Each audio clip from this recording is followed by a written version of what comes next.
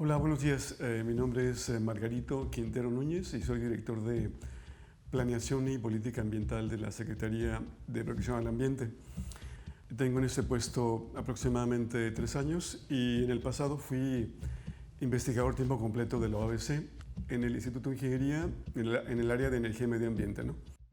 Parte del problema de Mexicali, que es un valle, ¿no? Y como tal, el aire no fluye de manera expedita, ¿no? O no hay un reflujo como en el caso de Tijuana. En el caso de Mexicali, por el hecho de que es una zona rodeada por montañas, es un poco más difícil, digamos, que el aire fluya más rápidamente, ¿no? Y eso da origen a la acumulación de material cuando tenemos una inversión térmica, que es la altura de la capa del aire hasta donde puede llegar. Porque ustedes pueden ver el fenómeno eventualmente cuando que hay una especie de corriente, de una capa de contaminación que está fluyendo, en este caso particular, hacia Estados Unidos. Y no fluye más. Dices tú, bueno, ¿por qué no se va hacia arriba? Bueno, porque ahí está una capa de aire frío que le impide hacerlo, ¿no? Y esa altura de capa o inversión térmica, pues varía durante el día, ¿no? Específicamente en la noche baja mucho y en el día es muy alta. Yo soy el doctor Juan Valente Mérida Palacio, soy alergólogo pediatra, tengo un grado académico de doctorado en Ciencias de la Investigación en Medicina, generado en la Universidad Autónoma de Baja California, en el Instituto de Ingeniería y en la Facultad de Medicina. Cuando vienen los vientos del oeste, o sea, de la costa, hacia acá, se atoran en la rumorosa. Entonces no nos llega la brisa del mar o el aire que nos podría ayudar a limpiar. Entonces topográficamente no somos muy privilegiados, te repito. Nuestro nivel de suelo sobre el nivel del mar es irregular, o sea, hay lugares donde es abajo y hay otros lugares donde hay un poquito arriba, porque hay lugares de 8 metros y hay lugares que están más 2, ¿no? Eso es lo que lo hace una cuenca. Sí, topográficamente nuestra ciudad no está muy privilegiada, ¿no? Tenemos una pared ahí enfrente que se llama la Rumorosa, ¿no? Entonces, cuando vienen los vientos del este hacia el oeste, se llevan, obviamente, pues la contaminación, pero la chocan allá y se regresa. Entonces, las causas, pues, aparte de las naturales y de la cuestión topográfica, pues tenemos las que nosotros generamos. Y los ejemplos clásicos son la quema de cohetes, la fogata en diciembre y la quema agrícola. Ese es por un lado. Y por el otro, la gran cantidad de automóviles que no tienen sistemas de anticontaminantes, que son todos los carros chocolate, porque les quitan el sistema. El sistema tiene elementos de mucho valor económico, entonces se lo quitan. Todos los carros que están pasando con placas patito, que no los verifican, y muchos de ellos pues en malas condiciones. Y por último, la cantidad de automóviles regulares, vamos a decir, que no afinan sus carros. Entonces nosotros en gran parte somos causantes directos de nuestra grave situación de contaminación como sociedad. Por la combustión de gasolinas y diésel, la quema de basura, la quema de llantas, la quema de gas también, o sea, es el origen fundamental, digamos, de tal tipo de partículas, ¿no? Las grandes industrias tienen que estar bajo parámetros de control gubernamental, y sí están, pero las verificaciones que les hacen son muy a la larga. Aquí, ¿cuál es la industria que más contamina? La agropecuaria. Bueno, en el caso de Mexicali vienen del uso del diésel como combustible, ¿no? Para los tractocamiones y para algunos automóviles. También viene de lo que son la quema de residuos agrícolas en el valle. Ya ven que nosotros, bueno, Mexicali es un valle agrícola industrial, ¿no?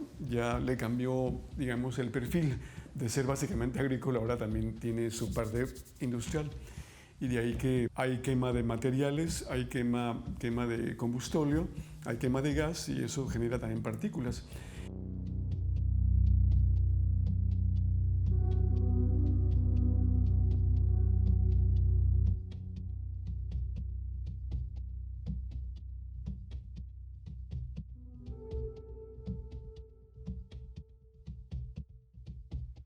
Los suelos desnudos de Mexicali, ¿no? Los lotes baldíos, las avenidas no pavimentadas y también las parcelas, digamos, no sembradas, que también con el flujo del viento lo levanta y te genera material particulado, ¿no?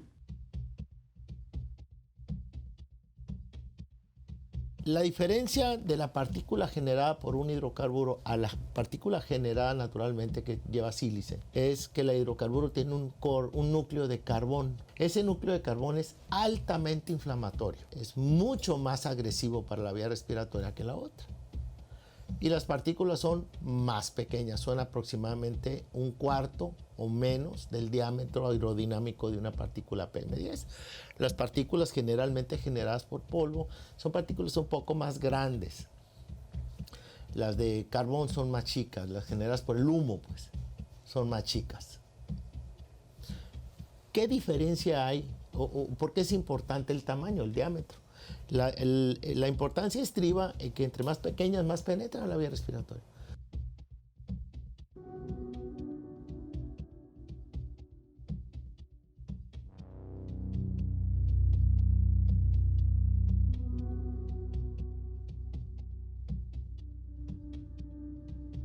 El material particulado es muy amplio, ¿no? Los estudios sobre el efecto de material particulado sobre la salud empezaron hace mucho tiempo. Empezaron con las partículas suspendidas totales, o sea, todo lo que abarca, ¿no? El material particulado. Y después se dieron cuenta que eran las PM10 las que penetraban al sistema respiratorio. Y después, a medida que avanzaba el tiempo, se dieron cuenta de que había partículas más pequeñas, las PM2.5. Cuando uno dice PM2.5 se habla de micras, o sea, millonésimas de metro, ¿no? Un comparativo sería que el pelo del ser humano mide 70 micras de diámetro y la partícula que les comento es 2.5 micras. De ahí que la penetración hacia el cuerpo a través del sistema respiratorio pues es muy grande, ¿no? Llegan hasta los alveolos pulmonares y de ahí se reparten a la sangre y de ahí se van a todo el sistema humano, ¿no? Y ahí se depositan algunas células, ya sea componentes del ser humano, que después, si son partículas contaminadas, pues pueden generar, digamos, cáncer, ¿no? Hoy en día han tomado también importancia las partículas de una micra, las de 0.1 micra, y así ya se dieron cuenta que realmente entre más pequeña la partícula, más profundo es su penetración, digamos, al sistema circulatorio humano, ¿no?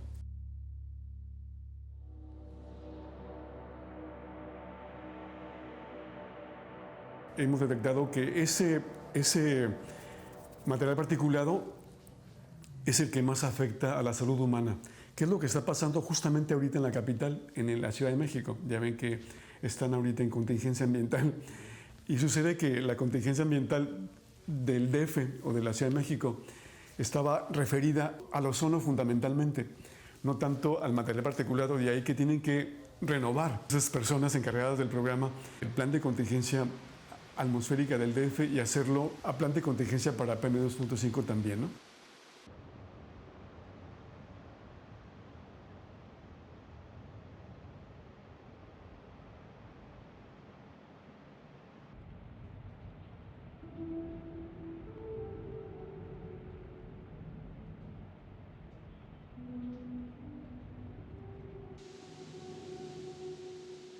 Hay un fenómeno que se llama inversión térmica y que eso te obliga a que la nube de contaminantes no fluya más allá de cierta altura. ¿Por qué razón?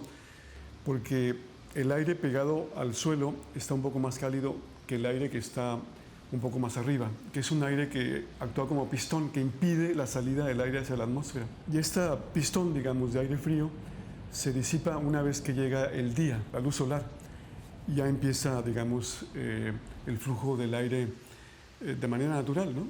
Entonces, ahí que por eso la recomendación que se le hace a la gente es que, a la gente sobre todo que hace la quema de residuos agrícolas en el valle, es de que nunca queme su residuo agrícola en la noche, sino que lo queme de 10 de la mañana a 3 de la tarde, para que no haya esa acumulación de contaminantes en la atmósfera, porque se va a estar ahí acumulando conjuntamente con otros contaminantes que están generando en otras partes de la ciudad, quema de llantas, quema de madera, quema de basura, la contaminación, digamos, generada por la combustión de la gasolina, del diésel.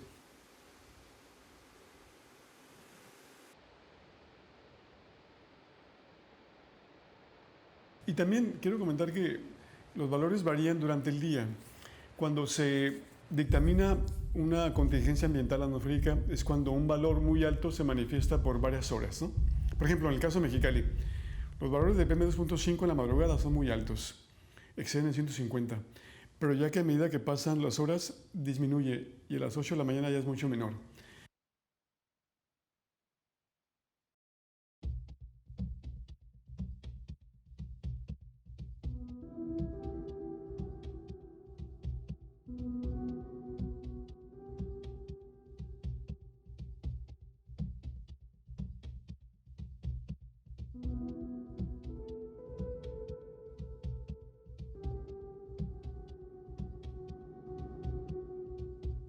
Entonces, si vas sumando lo natural, lo topográfico y la contaminación generada por el hombre, pues tenemos un grave problema. Tenemos un muy grave problema que nos ha posicionado dentro de probablemente las 10 ciudades más contaminadas de América Latina. Y vamos que estamos hablando de ciudades como Cartagena, Colombia, etcétera, que son altamente contaminadas, ¿no? Estamos por arriba, por ejemplo, del DF. La gente se asusta cuando dice que estamos arriba del DF. Si estamos arriba del DF en PMs, en partículas. Hay datos duros que dicen que somos aproximadamente la tercera ciudad más contaminada del mundo. Hay otros que dicen que somos el 20º lugar.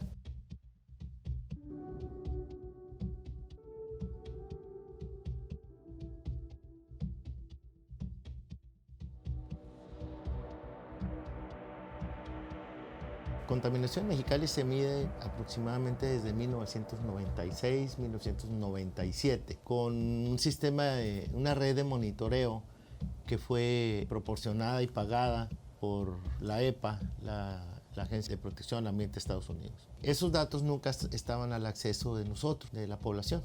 Entonces los datos se enviaban a Estados Unidos y creo que en Sacramento, California. Ahí se analizan y ahí tenían los reportes. Y era un programa binacional para saber cómo estaba el área del centro California, de Valle Imperial y Mexicali, que somos un mismo valle. Entonces pues respiramos lo mismo. Depende para dónde vaya el viento, etcétera, ¿no? Mexicali. De haber tenido 7 centros o unidades de monitoreo o torres de monitoreo, tenemos 3,5.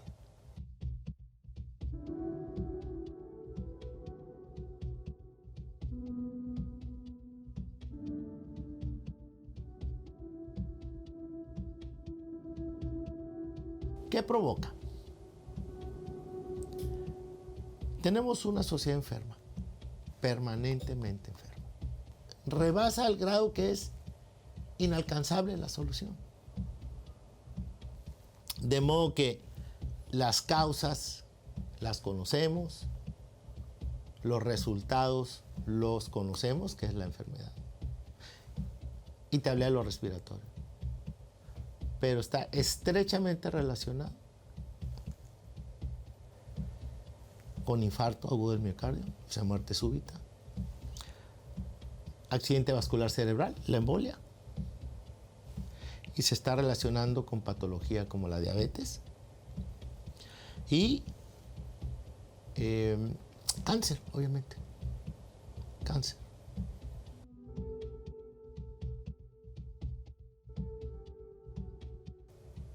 Tenemos una sociedad enferma. Nosotros hicimos un estudio el 2010 en 260 niños escolares de 9 a 11 años de edad y medimos función pulmonar en época de calor y en época de frío. Y encontramos que a nuestros niños de Mexicali pierden aproximadamente el 20% de la función pulmonar con la exposición a partículas cuando estas rebasan 10 micrómetros por litro de aire. Entonces en nuestra niñez, 1, es enferma y 2, se está deteniendo el crecimiento pulmonar. Entonces van a ser adultos enfermos o con mayor riesgo de enfermedad.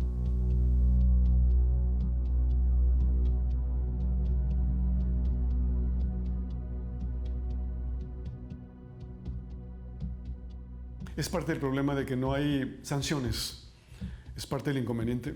La Dirección de Protección del Ambiente del municipio propuso ante el Comité de Regidores del municipio el establecer multas para la gente que quema ya sea llantas o quema madera en el patio de su casa. Antes era imposible que tú multaras a una persona cuando lo agarrabas con las manos en la masa. Ahora sí, ya lo puedes hacer.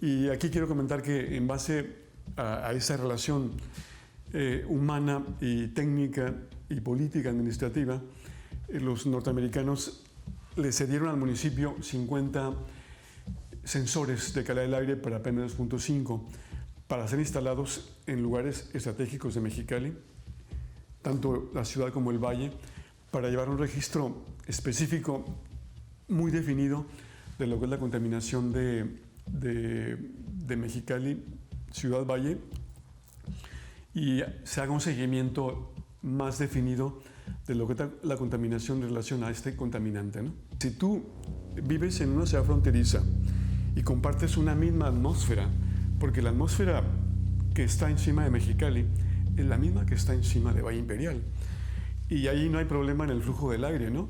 De que el aire deba poseer una mica o un pasaporte para cruzar la frontera. Eso no existe. Y de ahí que el aire fluye de acuerdo a su dirección. Y lo que pasa en Chicali pasa en Caléxico.